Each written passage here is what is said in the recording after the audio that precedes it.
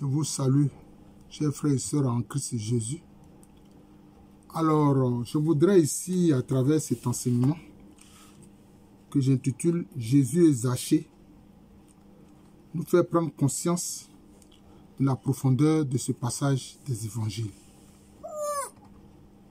Jésus étant en chemin et Zachée, qui est un collecteur d'impôts, pour le bénéfice du pouvoir romain. Donc, on le considérait comme un publicain, c'est-à-dire un pécheur public, c'est-à-dire que c'est celui qui fait des choses mauvaises publiquement. Parce que les Juifs ne toléraient pas que leur pays soit sous la domination de l'Empire romain. Les Romains qui à leurs yeux sont des païens notoires. Vous voyez. Mais Zachée, c'est comme s'il collabore avec l'ennemi.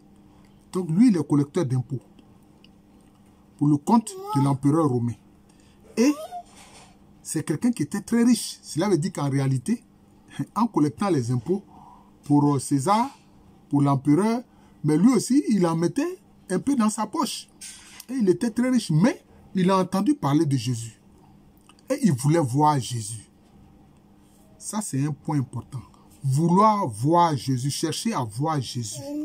Même quand on est un pécheur public, même quand on est un pécheur impénitent, même quand on est une prostituée, même quand on est quelqu'un qui est un criminel, qui est un homosexuel notoire, qui est une prostituée notoire, qui est un prostitué notoire, comme quelqu'un qui est un voleur, un assassin. Si tu cherches à voir Jésus, ta vie va changer. Cherche seulement à voir Jésus. Tu vas me dire, mes frères, gens de l'amour de Jésus, comment tu veux que je voie Jésus? Jésus n'est pas sous mes yeux. C'est vrai, Zachée, lui, il est contemporain de Jésus. Mais Jésus, il est où? Aujourd'hui, il est dans la gloire. Il est dans la gloire. Et il est Dieu, le véritable. Donc, si tu l'appelles, que tu veux le voir, tu le verras. Et quand Jésus est arrivé, parce que comme Zachée était de petite taille, il est monté sur un arbre, un sycomore, pour pouvoir voir Jésus, puisqu'il y avait foule. Et quand Jésus est arrivé à son niveau, qu'est-ce que Jésus a dit? Il dit, Zachée, descends, aujourd'hui je vais demeurer chez toi. Quand le Seigneur dit, je vais demeurer chez toi, cela veut dire quoi? Cela veut dire qu'il va faire sa demeure en toi, ta personne là. Toi le pécheur, toi la prostituée, toi le criminel, toi le voleur, toi le détourneur de fonds, toi qui commets l'adultère, qui couche avec les femmes des autres. Il va faire sa demeure en toi. C'est ce qui fait la force de l'amour du Christ. Les gens veulent comparer l'amour du Christ à une religion ordinaire. Non. C'est un amour divin. L'amour divin, là, on a du mal à comprendre ça. Parce que c'est un amour qui est sans limite. C'est un amour qui est sans limite. Parce que quelquefois, il y a des gens qui ont commis des péchés tellement graves qu'ils se disent que Dieu ne peut pas pardonner ces péchés. Oh non. Christ, il est l'amour manifesté de Dieu. Il dit, va, je vais demeurer aujourd'hui chez toi. Mon frère, ma soeur, si tu es un pécheur impénitent, quand Christ dit qu'il va demeurer chez toi parce que tu l'as appelé, il faut l'appeler, c'est tout. Il va demeurer chez toi, cela veut dire quoi? C'est-à-dire qu'il va faire une place dans ton cœur.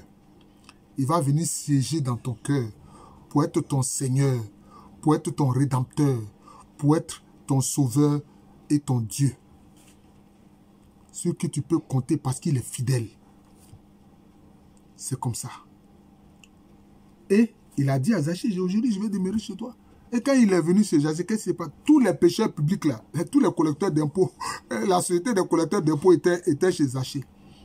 Et qu'est-ce que Zachée a dit? Il dit, Seigneur, je donne la moitié de mes biens aux pauvres. Et celui à qui j'ai fait du tort, je lui rembourserai 4 fois ce que je lui ai pris. Et alors qu'est-ce que Jésus a dit? Il dit, aujourd'hui, le salut est rentré dans cette maison. Ce n'est pas ce que Zachée a dit, mais c'est parce que Jésus est rentré dans sa maison. C'est pourquoi il dit le salut, parce que c'est lui qui est le salut, c'est Jésus qui est le salut. Il dit, le salut est rentré dans cette maison. Le salut est entré dans cette maison. Et quand Jésus entre dans ta maison, c'est-à-dire dans ta personne, il te transforme.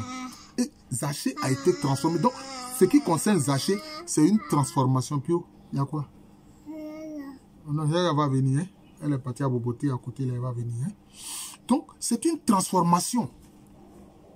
C'est une transformation intérieure. Et donc, Zachée a été transformé. Il est devenu un autre homme. Il n'est plus voleur. Il n'est plus escroc. Et il a maintenant quoi? L'amour et la charité. Il a compassion pour les pauvres. Voilà. C'est pour ça qu'il dit qu'il va donner la moitié de ses biens aux pauvres. Et celui à qui il a fait du tort, là, il va lui rembourser 4 fois. Donc voilà ce que Jésus fait. Quand il vient, quand tu l'appelles, il vient à toi et te donne le salut. Alors, tu as l'assurance. J'ai l'assurance de mon salut. Par la présence du Seigneur Jésus. C'est un cantique. J'ai l'assurance de mon salut. Par la présence du Seigneur Jésus. Son sang m'a lavé et racheté. Et l'Esprit Saint m'a régénéré. Voilà. Zachée est régénéré. Alors maintenant, il songe à faire du bien aux autres. Il pense aux pauvres. Il cherche à faire du bien aux pauvres. Et il cherche à réparer les torts qu'il a fait. Voilà la rencontre de Jésus et de Zachée. Voilà le commentaire qu'on peut en faire. On fera comme ça d'autres enseignements comme ça sur Jésus et des personnes qui les rencontrent. Calme-toi. Merci encore. C'est le frère Jean de l'amour de Jésus. Partagez mes enseignements là. Et voilà. Et abonnez-vous à cette chaîne Jean de l'amour de Jésus.